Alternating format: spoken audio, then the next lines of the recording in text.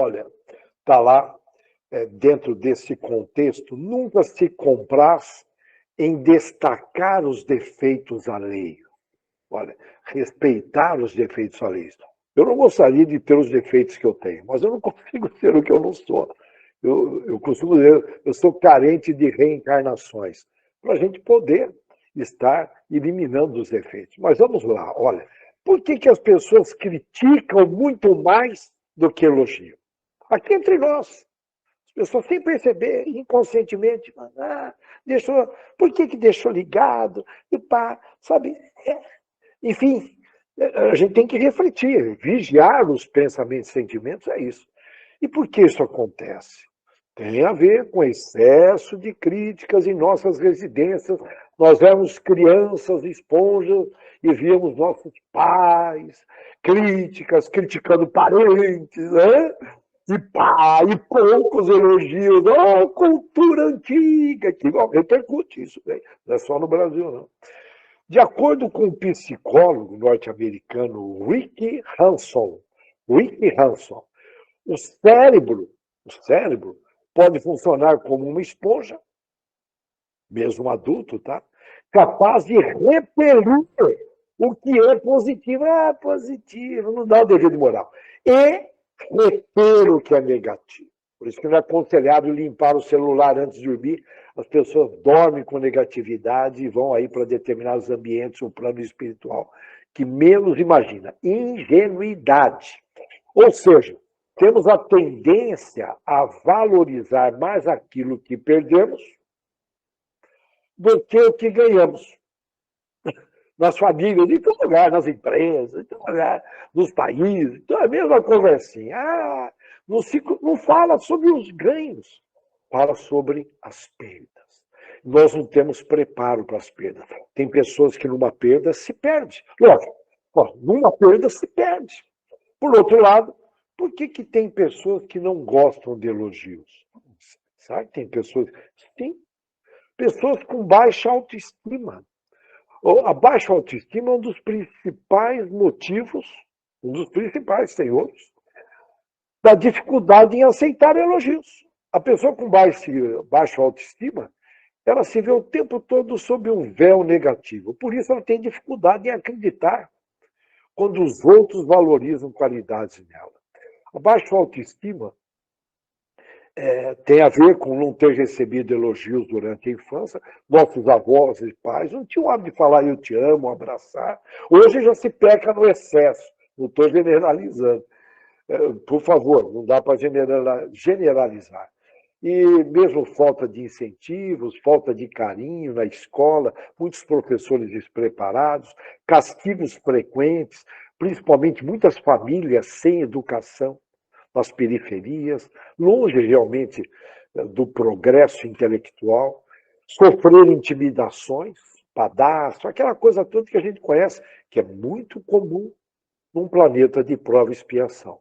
Aí vem violência física, psicológica, abuso, de maneira geral. E aí provoca baixa autoestima, a pessoa não consegue se autoestimar. E o que leva uma pessoa a ser muito crítica?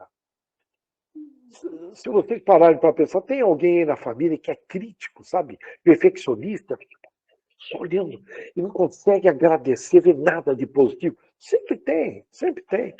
Os fatores que levam ao excesso de críticas são a dificuldade em conviver com as diferenças.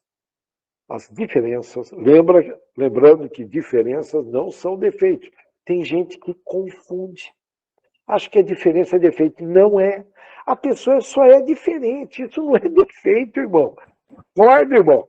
Ver no outro aquilo que te incomoda, segundo a psicologia, eu vejo algo que me incomoda, significa que eu tenho dentro de mim. Mas ainda não apareceu, está escondidinho, sabe? Coisa de vidas anteriores. Fica tranquilo que vai aparecer. Bem como aí uma determinada insegurança, a pessoa fica crítica demais, os inseguros são críticos. Necessidade de controle, tem gente que tem que controlar, o cara já nasce liderando. Eu quero controlar, eu quero controlar tudo. Receio de ameaça, então ele prefere atacar para não ser controlado. E aí, consequentemente, uma baixa autoestima. Eu estou trazendo aqui razões. Hein? Como lidar com a crítica? procure agregar valor para você. Fala, peraí, isso aí está agregando valor? Lógico, depende aqui do nível de orgulho. Né? Uma pessoa humilde, ela aceita com muita facilidade. Questione a si mesmo se tem sentido esta crítica. E se não tiver, isso é importante o autoconhecimento. Fala, não, isso não me pertence. Essa pessoa está fora da realidade. E nós temos que ter esse senso de analisar. E evite levar as críticas para o pessoal. Tem a ver com apenas uma fala, uma ação. Portanto, e também é muito importante, defina quem você vai ouvir, porque tem gente que fala abobrinha. Por que eu vou conviver com uma pessoa que fica ali só falando abobrinha, só apontando defeito? Ah, aí é bom senso, irmão. Cai fora. Você não é obrigado. Ou você está numa prisão, a pessoa está te aprisionando, você está em débito com ela, vai, eu quero conviver com você. Você vai ter que ficar ao meu lado. Não, você não está numa cela de prisão, tem que aguentar lá os companheiros de cela. Bom, mas enfim, tem gente que se sente assim. Né? Mas definir quem você para ouvir. Lembre-se que uma relação. Eu estou aqui trazendo, por favor, nós não somos donos da verdade. Hein? Lembre-se sempre que uma relação saudável, sadia, ela não busca aprovação, tipo, goste de mim. Não. Ela pede, ela sugere liberdade plena para pensar, falar e agir. Você ficar buscando aprovação, você está preso mentalmente. Você vai. Por isso tem que tomar muito cuidado nessa área. E cabe saber se o elogio é falso. Aí nós temos experiência na área, tem que prestar atenção, usar o feeling, né, o sentimento, e verificar se não tem ali uma badulação. Olha, você é um cara incrível, você é um cara esperto. Tomar cuidado, né? Peraí, o que está por trás? Tomar cuidado. Tem, portanto, os dois lados da moeda. E como responder uma pessoa que te critica? Mantenha calma, respire fundo quando criticado, principalmente no trânsito. O amigo estava comentando que ele, na realidade, ele foi o algoz. Né? Uma senhora, junto com uma moça, né? Ela jogou para a direita e depois jogou para a esquerda. Ele estava entrando, ele freou com a filhinha dele, foi pegar na saída da escola atrás, ele ficou nervoso, encostou do lado, falou, minha senhora, e com um tom assim, né, criticando, né? A senhora falou, não, eu estou levando a minha cachorrinha para a veterinária. Imagina aquela senhora um pouco solitária, enfim. E mesmo assim ele pegou pesado, depois ele confidenciou comigo e falou, cara, e trocamos uma ideia sobre isso. Olha, você entrou no dia, todo dia não é a mesma coisa. A gente tem que entrar preparado. O mundo é dos preparados. Aqui é um planeta de prova e expiação. Amanhã, só Deus sabe, com o maior respeito, que os espíritos que vão estar ao meu redor, que eu trouxe da noite, enfim, e a minha energia mental. Então, eu tenho que tomar cuidado. A gente acha que os dias são repetitivos, não são. E, de repente, qualquer dia, eu falo, olha, eu estou entrando no dia, a qualquer momento alguém vai me tirar fora do sério. Entra preparado. Não que se fique atraído, fala, mas se ocorrer, eu vou respirar, pensar em Jesus, aí cada um no seu mecanismo, né? Mas a respiração traz uma tranquilidade. Né? E essa pessoa que de repente traz uma crítica que agrega valor, você virar para ela e, na boa, hein, você viu que está agregando, fala, muito obrigado pelo alerta. Isso vai me ajudar, né? Bom, mas para falar isso exige muita humildade, muitas reencarnações. É bonito estar falando aqui na teoria, mas exige muitas reencarnações. E como lidar com aquelas pessoas que tentam te diminuir, jogar você para baixo? Isso é muito comum nas empresas, aí, muitas vezes as pessoas abusam de poderes. Eu falo isso porque eu convivo muito com isso, mas em todo lugar, meio político, na família. Temos que ter consciência de como te impacta uma tentativa de tentar te diminuir. Qual o impacto? Primeiro, a gente tem que conhecer muito bem nós mesmos, né? Investir em voltar para o nosso departamento eu, algo que a gente tem repetido várias vezes aqui nesses encontros. Mas analisar se a sua forma de se defender, se é que você deva defender, vai alimentar um mal intencionado pela pessoa. Porque tem gente esperta que joga o verde e para colher uma dura e aí deita e rola. Relacione essa crítica à sua atitude, à sua ação, não a você. Não traga para o pessoal. Filtre os comentários que escutar. Lembra lá do Sócrates, ele falar em tudo 3 filtros. E a gente pode usar isso para tudo, hein? Isso que ele está falando é verdade? Isso vai provocar algo de bom? Tem bondade atrás disso? E a terceira pergunta, é útil? Então, verdade, bondade, isso é útil. Se contemplar esses 3 filtros, aceita e reflita e tira proveito. Porque a convivência é essa riqueza, a cura está na convivência, a cura está exatamente nas relações. E aí também aceitar que muitas vezes você dá muito moral para o que os outros pensam ao seu respeito. Sabe aquele cara que não vive a vida dele, vive a vida do vizinho, do que vão pensar a meu respeito, fica cuidando da imagem. Ah, tá preso, irmão. Está preso mental. Preso tem que sofrer. E é nesse sofrimento que ele evolui, até que um dia ele se liberta. Vale a pena assistir aquele desenho, Os Crudes. Um dos desenhos que eles saem da caverna. É um filme que passa um recado, eu ganho tempo falando. Vale a pena eu assistir recentemente, reassistir, porque é um filme com recados maravilhosos. Desenho animado. Os Crudes. Eles estavam presos nas cavernas com medo, depois eles começam a sair. Um filme muito lindo. O recado é muito lindo, lindo. Valorize a sua opinião. Não supervalorize a opinião alheia. Cada um tem uma opinião. E é importante manter-se calmo, sempre calmo, aquela calma contínua, né? E saber valorizar-se, considerando as suas qualidades. Né? Qualidades são conquistas aí de várias reencarnações. E diga-me com quem tu andas, eu direi quem tu és. E também entender que os outros também podem errar. Né? E a importância do elogio. Primeiro, eu quero fazer uma pergunta. Quem fez um elogio hoje? Levanta o braço. Não precisa levantar o braço, que não vai dar para ver todo mundo aqui, né? Mas quem fez um elogio? É que a gente está tão habituado a criticar. Sabe que você está fazendo coisa errada. Ou gente que desanima quem está ao redor. O que tem de gente desanimando ao redor é uma coisa assim horrível. Muitas vezes a crítica não é verbalizada, ela é mentalizada. As pessoas captam hoje em dia, todo mundo acessando células e altas percepções aqui do lobo frontal.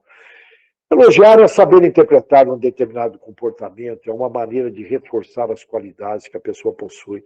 É um reforço, enfim, é uma valorização, um reconhecimento, uma recompensa. E todo mundo gosta de ser reconhecido, de receber recompensa. Se você não fez um elogio hoje, nem ontem, nem anteontem, irmão, lei da ação e reação. Não espere que alguém vai te elogiar, irmão, porque possivelmente a tua mente é crítica, negativa, ou mente negativa. Mas é uma opção, a gente respeita. Aqui é um planeta de livre-arbítrio. Né? E se alguém te chamar de lixo? Você é um lixo. Eu já passei por isso. E eu aprendi. Eu falei, olha, sabe que talvez você tenha razão, porque tem hora que eu me sinto mesmo assim. Agora, uma coisa eu sei. Eu estou falando porque eu passei uma situação dessa e foi essa. Minha resposta, eu estava bem, tranquilo, estava tranquilo. Falei, olha, pode ser que você tenha razão, eu já teve vezes que eu me senti assim, você possivelmente também se sentiu assim. Agora, graças a Deus, eu sei que eu sou filho de Deus. E Deus não cria lixo, irmão. Mas você quer reclamar de mim? Vai reclamar com ele, porque foi ele que criou. Mas eu respeito a sua opinião. Eu respeito. Isso me faz lembrar o Rui Barbosa, que era espírita, um polímata que é estudioso de várias áreas, né? Um dos poucos polímatas brasileiros. Ele, bom, o Rui Barbosa, acho que todos já ouviram falar, foi jurista, advogado, você vê que não tinha desperdício de tempo esses caras, né? Jurista, advogado, político dos bons, hein? Oh, bons tempos naquela época. Diplomata, escritor, olha só. E aí, enfim, tradutor, jornalista, orador, nasceu em Salvador em 1849 e desencarnou, esse eu posso dizer que desencarnou, viu? 1923, que é diferente de morrer, né? Tá? Uma pessoa evoluída como essa, ela desencarna. Quem morre ainda fica por aqui, né? Fica ao redor, nós já comentamos isso. Morreu lá em Petrópolis, desencarnou em Petrópolis. E olha que interessante, vamos lá para nós. O homem de bem, que aí subentende o ser humano de bem, a mulher, todos de maneira geral. Eles estuda as suas imperfeições, estuda, não é ler. Tem uma confusão. As pessoas, eu li 3 livros esse ano. Você leu, mas você estudou? Não, você leu. Tem gente lendo obras espíritas, mas só lê. Tem que estudar. Estudar é poder dar aula sobre isso. Isso que é isso. Se você não consegue explicar, dar aula sobre o que você leu, então você estudou. Não estudou, né? Só leu. Então, ó, estuda as suas próprias imperfeições e trabalha incessantemente em combatê-lo, ok?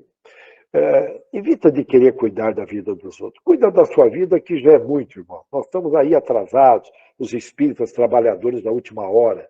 E a dica é o seguinte: no final do dia, percebeu um defeito, alguém trouxe através de uma fala, anota esse defeito.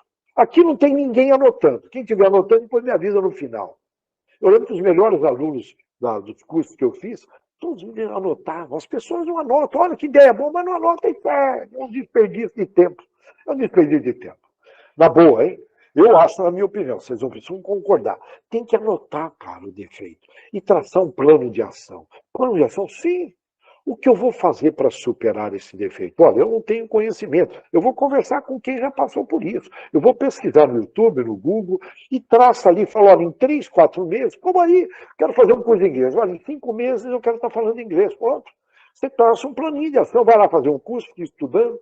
É a mesma coisa, agora não. A gente vai levando como latinos. Oh, latinos, quando a gente vai deixar de ser latinos nesse sentido de ausência de disciplina? Tem que aproveitar esse tempo, essas oportunidades riquíssimas que hoje a tecnologia possibilita. Anota lá seu defeito, cara, e vai, pesquisa, fala, eu quero melhorar, quero perguntar para minha esposa se eu melhorei, para as minhas filhas, e aí vai, cara. Uma dica, mas aqui se sair, desculpa, hein? Eu posso ser enganado, mas se sair 20%, não sai. Para fazer isso, anotar e pesquisar, não sai. Desculpa, eu estou jogando aberto pelas minhas pesquisas. Se tiver alguém que manda depois lá no grupo, ó, discordo, não tem problema. Olha, vamos pegar um outro item do homem do bem. Ele não procura dar valor às suas qualidades, seus talentos, seus defeitos, e até no sentido de desprezando os outros. Muito pelo contrário, ele ressalta os outros. Isso me faz lembrar daqueles 3 perfis que são muito conhecidos. O chato é aquele que fala muito eu fiz isso, eu fiz aquilo, eu. E todos nós temos um pouquinho ou muito disso, enfim, a gente tem que analisar. Né? E já tem o fofoqueiro que fala muito do outro para você, ele fala com aquela voz mansa, né? Ele fala do outro para, olha, eu fiquei sabendo. Tudo bem? E tem o interessante que fala de você para você. Olha que legal, né?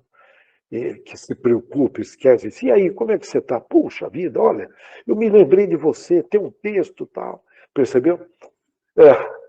E aí, olha, ele não se envaidece da sua riqueza, nem das vantagens pessoais que possui. Eu tenho um caso numa cidade pequena, que eu fui fazer um trabalho, uma cidade pequena que todo mundo se conhecia. Ali devia ter uns 45 mil habitantes, já tem um tempo, viu? E esse senhor, desculpa aqui, a minha renite. E esse senhor, ele andava com uma camisa sem botões, presta bem atenção, uma camisa toda meia ralada, você via que era antiga, aquela gola que já foi lavada há muito tempo, e possivelmente, bom, enfim, uma calça tergal antiga, com um conga, calça pula-brejo velha, cabelo desarrumado, barba sem feito. Você olhava para ele, mas é um morador de rua. Era a cara do morador de rua. Ele entra num banco, na rua principal da cidade, eu acompanhei de perto, porque, enfim, eu estava fazendo um trabalho assim para uma grande empresa. Ele entrou, né, vocês vão entender, ele entrou nesse banco com essa cara de mendigo, e sabe esses bancos modernistas que trocam os profissionais, vem gente de Bauru, vai para lá e volta? E esse rapaz estava novo na cidade, ingênuo, porque tem que sondar, e o banco tem, eu já tinha informações quem era quem na cidade e tal. Foi vacilada aí do gerente, alguém. Esse senhor entrou assim nesse banco com aquela cara de menino, esse moleque novo, sabe, tudo bem arrumadinho, banco, sabe aquele jeitinho bancário, esperto, morou? Eu falei, olha, isso aqui vai entrar aqui. Você não pode entrar. Aqui não, de uma forma grosseira, ele falou, mas o mendigo, mais o morador de rua, mais você não pode entrar, te jamais. Por favor. E foi afastando com as mãos. O gerente levantou a mão, pôs a mão na cabeça, o gerente correu lá, mas não deu tempo. Esse senhor, ele era a pessoa mais rica da cidade. Bauru é uma cidade, qualquer lugar que você vai, muita gente de aparência, né? Cidades pequenas, a gente aprende muito com ela. Era a pessoa mais rica. Esse gerente botou a mão na cabeça, desculpa, ele falou, não, esse senhor aí, ele engrossou a voz, falou, por favor, por favor, cancela a minha conta, eu estou vindo amanhã aqui pegar todas eu quero em cédulas, em espécie, coloque isso num saco, porque era muito dinheiro, num saco, sabe, um saco tipo, esse saco de arroz, saco grande, coloca tudo, eu quero em sacos, eu quero em cédulas, se virem, amanhã eu estou voltando. Eu conheci esse senhor, ele tinha um linguajar, apesar de simples, ele era bem determinado, né? Tanto é que ele construiu um grupo na área da agro, na área do agro, que é o forte do Brasil hoje, graças a Deus, o interior está na moda. E ali, no dia seguinte, ele foi lá, pegou aquele dinheiro e na rua principal, com a mesma roupa que ele estava, ele saiu com aquele saco nas costas, aí sim, ele ficou com uma cara de mendigo. Ele entra no outro banco, eu não vou poder citar o nome desse amigo meu, eu não posso nem citar a empresa que ele trabalhou em Bauru depois. Ele contou para mim essa história, eu estava dando um treinamento, ele contou essa história para mim. Esse rapaz, amigo meu, religioso, boa gente, esse senhor entra com esse saco, ele muito pelo contrário, ele falou, meu senhor, por favor, o senhor quer tomar um café? E serviu um café para esse senhor que era o mais rico da cidade. Detalhe, esse amigo meu não sabia, ele era novo também nessa outra agência, tá? Não vou citar aí os bancos, e só sei que esse senhor com cara de mendigo foi muito bem servido, café e tal, né? E tudo bem com o senhor, puxou uma conversa, o banco está vazio, cidade pequena, não é aquele movimento e tal, né? E aí ele olhou assim e falou, eu gostei de você, o mendigo, eu vou chamar de mendigo, eu gostei de você, que era e é o homem mais rico, não sei se ele está vivo ainda. Falou, olha, gostei de você, eu vou abrir uma conta. Não, pelo amor de Deus, por causa do café, esse amigo meu falou, por causa do café, não, por favor, muito pelo contrário, é um prazer. Não, mas eu quero abrir uma conta. Meu senhor, não, por favor, o senhor me sabe. Até ele, esse amigo meu, estava achando que era mendigo. Ele falou, olha, eu quero abrir uma conta, colocou o saco, quanto é essa mesa? Aquela? Colocou aquele saco cheio de dinheiro. Eu falei, meu senhor, todo esse dinheiro, eu falei, eu quero abrir uma conta. Aí ele falou, qual o nome do senhor? Ele falou o famoso nome, que eu não vou trazer aqui, enfim, eu não posso citar nomes, hoje o mundo está tão jurídico, que até de pensar no nome eu fico preocupado, sabe? O mundo hoje não está fácil, né? Enfim, o tal da liberdade, mas um mundo muito jurídico, eu não posso citar nomes, enfim. Ele levou um susto e esse amigo meu foi promovido devido a isso. Me fez lembrar essa história maravilhosa, isso aconteceu, eu só não posso citar nomes aqui, mas enfim. Se a ordem social colocou pessoas sob seu comando, trata-os com bondade e benevolência. Aí, bom, porque são iguais, todos nós somos iguais perante a Deus, não pode ir pela aparência, enfim, né? E, de repente, aparência, mesmo poder ali temporário, né, de uma organização, alguma coisa assim. A ideia é sempre levantar o moral para não esmagar, né? Porque, infelizmente, tem pessoas que se sentem aí com poder sem perceber, sabe? A vida está cheia de informação, ele passa aquele jeitinho europeu, vai batendo, e não percebe. Eu vejo isso porque eu passei muito por isso, e, enfim, naquela correria cometi muitos erros nessa área. Mas tem um caso em Franca, eu cheguei, foi o escritório empresarial mais religioso que eu entrei, uma sala de um diretor de uma empresa de calçados. Uhum.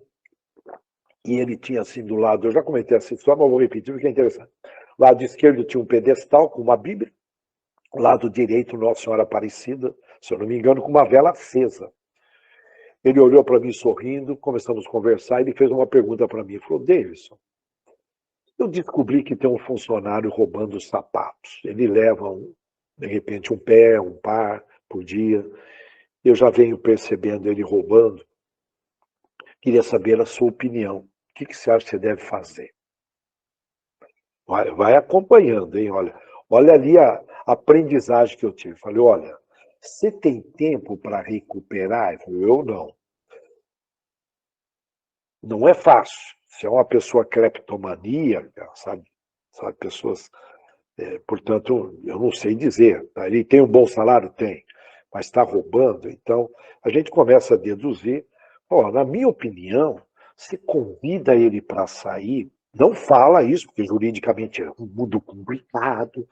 Por se dependendo de você falar e gravar, ou inverte, inverte. Né? Ou tem que tomar um cuidado danado, é melhor você ficar quieto. Né? Veja, convida ele para sair assim na boa, para ele entender, isso vai ajudar, porque aí a minha visão espírita, falei para ele que era espírita, a dor faz a pessoa progredir, porque senão você vai ser cúmplice. Ele virou para mim e falou, não, eu não vou fazer isso não, Davis. Eu vou chamá-lo, vou tomar os devidos cuidados, mas eu vou dar uma chance para ele. Porque a vida me deu tantas chances, eu não quis perguntar quais foram as chances que esse empresário teve. Mas ali foi, eu parei para pensar quantas chances a gente tem com todas essas reencarnações, hein? A reencarnação é uma baita de uma chance, cheia de misericórdia. Eu diria que se eu tivesse que pagar todo o meu débito, você vê que foi reduzido imensamente. Bom, mas vamos lá. Olha, por outro lado, Deus criou o homem à sua imagem e semelhança, é o que diz a Bíblia. E parece que tem gente que leva isso muito a sério, pessoas narcisistas. Levam isso ao pé da letra, narcisistas. Ah, qual é o perfil do narcisismo? Vamos lá. Uma preocupação em ser grandioso, geralmente busca o poder, ser exibicionista, ter sentimento de diferença em relação ao outro, ausência de empatia, de não querer entrar no lugar do outro, não está nem aí. Segundo uma psicóloga, que é Ana Karine Mello, ela é do curso de psicologia da Universidade lá de Fortaleza, nós possuímos um pouco desse comportamento narcisista. Mas aqui vamos destacar o exagero. É um conceito, portanto, que define que o indivíduo ele se admira exageradamente. Ele admira a sua própria imagem. Ele chega até chegar a dizer no espelho, fala, eu te amo. Nutre uma paixão excessiva por si mesmo. E quais são os principais sintomas, consequências desse? É um transtorno. Tá? Essa autoimportância exagerada, ele super importante, morou? Eu sou importante, eu sou importante. Necessidade, portanto, está em cima do topo, aquela coisa toda. Necessidade de adulação, de badalação. Dificuldade de relacionamento interpessoais, ele tem uma dificuldade, já falei, falta de empatia. Um complexo natural de superioridade. Ele diminui, ele minimiza os seus próprios defeitos, mas tem ali fragilidades, e, enfim, esse é um perfil. Aqui, veja bem, uma dica para você descobrir, até se autodescobrir, se você é narcisista exagerado, né? Porque todos nós temos um pouquinho, segundo a psicologia, você tem que fazer você tem que perceber fazendo uma pergunta da seguinte forma, uma dica. Aquela pessoa, o que você gosta mais nela? E o que você menos gosta nela? O que você mais gosta e o que você não gosta nela? Se ele ter dificuldade de enxergar esses dois lados, olha bem, o lado bom e o lado mal da pessoa, se ele tiver dificuldade, é uma grande possibilidade, não estou dizendo que seja, tá? Isso eu aprendi na psicologia, é uma grande possibilidade dele ser narcisista. Olha, ele não consegue ver o lado bom, tá? E ele tem dificuldade. Portanto, é uma dica, né? A gente trabalhar e perceber isso em nós e nos outros. Mas volto a enfatizar, o ideal é procurar um profissional, nós não temos o espaço e tempo para mergulhar nesse tocante. E cá entre nós, eu duvido que vocês já não tenham aí, de alguma forma, convivido com alguém assim, né? Alguém aí fora da curva, né? Fascinante, mobiliza, ele traz entusiasmo, é incentivador, é competente geralmente, é uma pessoa também agradável, tem que tomar muito cuidado, é muito sutil. E esse tema, por que eu estou trazendo lá aqui? Para a gente analisar bem aí essa questão. Esse tema apareceu nesse submersível Titã, que não é um submarino, é um submersível, não vou poder diferenciar aqui pelo tempo, tá? Que explodiu recentemente. E era exatamente, eu não vou aqui citar nome, porque o tempo já está estourando, né? O nome dele, Rush, né? Era uma pessoa extremamente competente, fez MBAs, pós-graduações nas melhores faculdades, enfim, ele tem um belo currículo, vou resumir. E num vídeo que circulou, um vídeo que rolou aí na internet, ele falando antes da explosão, ele se considerava um camarada para romper regras. Ele queria marcar história. Ele queria ser lembrado como um inovador. Tipo aquele camarada que rompe regras. Ele deveria se inspirar aí em grandes cientistas, né? E ele dizia nos vídeos, acho que eu quebrei com lógica a boa engenharia, ele dizia. E aí foi a falha dele, uma economia danada. Tudo tem limite. Quer economizar, você mata, você explode. Tem limite, tanto para cima, o equilíbrio. Mas ele dizia, olha, com essa fibra de carbono e titânio, uma regra, eu rompi, eu ultrapassei os limites. Ele batia no peito, que ele tinha inovado nessa área. E alguns funcionários começaram a queimar o chão, os estudiosos, sair da empresa, com medo que isso tinha problema de segurança. E batata, vocês acompanharam, e explodiu, e descobriram depois Estão ainda, tá descobrindo aí os detalhes, mas tudo leva a crer que ele era um narcisista. Ok? Tudo leva a crer, os cientistas estão deduzindo isso. Bom, qual que é o propósito de eu dizer tudo isso? Ele tinha ali, em suma, uma autoestima elevadíssima, fantasias de brilhantismo, poder, era hostil quando eu contrariava, nem argumentava, sabe? Não, vamos lá, sabe? E não dava, sabe aquele camarada meio autoritário? Não. E a gente vê aqui no Brasil, é muito comum isso. E egoísta, egocentrismo, mas sabe, enfim. E só sei que ele até convidou uma diretora para ser copiloto, ela saiu da empresa por causa disso, eles estavam com muito medo internamente, mas ele não via, né? Ele não via. Isso é muito comum no narcisista, e as causas podem ser genética, ou descuido na infância, educação, tem várias causas aí nesse sentido. Agora, por que eu estou falando isso? Eu já estou com o tempo em cima. O importante é que a psicologia cura. E nós estamos tendo essas oportunidades enormes através da ciência para a gente descobrir os defeitos e curar. Se não é através da religião, é através da ciência. Não é fácil ser um homem, uma mulher de bem. Mas com as reencarnações, com a ajuda da religião e da ciência que estão se unindo, bem como com o nosso esforço, com certeza a gente vai conseguir debelar, limpar a nossa alma e, consequentemente, caminhar para mundos melhores. Que Deus abençoe a todos, reflitam nessas palavras e que todos nós tenhamos uma extraordinária semana, com muita saúde física e mental, e espiritual, com a graça de Deus, com a graça de toda essa equipe maravilhosa do Dr. Bezerra. Que assim seja.